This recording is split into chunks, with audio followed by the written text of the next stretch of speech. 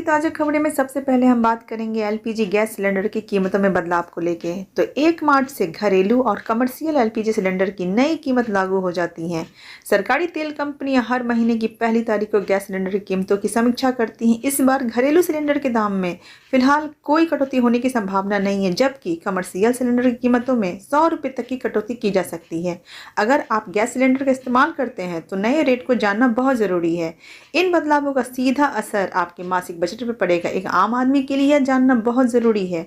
नई दरें आधिकारिक वेबसाइट या अपने नज़दीकी डिस्ट्रीब्यूटर से चेक कर सकते हैं। दूसरा बड़ा बदलाव जो कि म्यूचुअल फंड में हुआ है, तो म्यूचुअल फंड में टैक्स नियमों में बहुत बड़े बदलाव आए हैं। मार्च 2025 से म्यूचुअल फंड निवेशकों को नए कराधान नियमों का पालन करना होगा। अब डेट म्यूचुअल फंड पर long term capital gain tax की सुविधा समाप्त कर दी गई है और इसे शॉर्ट टर्म कैपिटल गेन के तहत टैक्स देना होगा। इस बदलाव का सीधा असर उन निवेशकों पर पड़ेगा जो लंबी अवधि के लिए डेट म्यूचुअल फंड में निवेश करते थे। अब उन्हें अपनी आयकर स्लैब के अनुसार टैक्स देना होगा, जिससे उनका रिटर्न कम हो सकता है। तीसरा बड़ा बदलाव जो कि एफडी के ब्याज दरों में है। देश के प्रमुख बैंकों ने 1 मार्च 2025 से अपनी फिक्स्ड डिपॉजिट की ब्याज दरों में संशोधन संभव है। कुछ बैंक वरिष्ठ नागरिकों के लिए एफडी पर ब्याज दरों में 0.25% तक की बढ़ोतरी कर सकते हैं, जबकि कुछ बैंकों में सामान्य एफडी पर दरें घटा सकते हैं। यदि आपने एफडी में निवेश किया है तो या करने की योजना बना रहे हैं तो नई ब्याज दरों को चेक करना बहुत ज़रूरी है।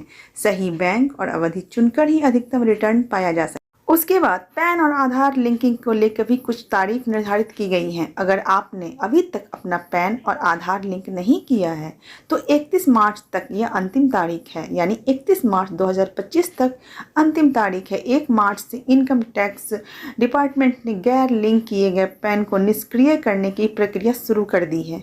अगर आपका पैन आधार से लिंक नहीं है तो आप वित्तीय लेन देन नहीं कर पाएंगे, बैंक खाते ऑपरेट करने में दिक्कत आएगी और शेयर बाजार में निवेश भी मुश्किल हो जाएगा। उसके बाद बैंकिंग और यूपीआई ट्रांजैक्शन में भी बदलाव है।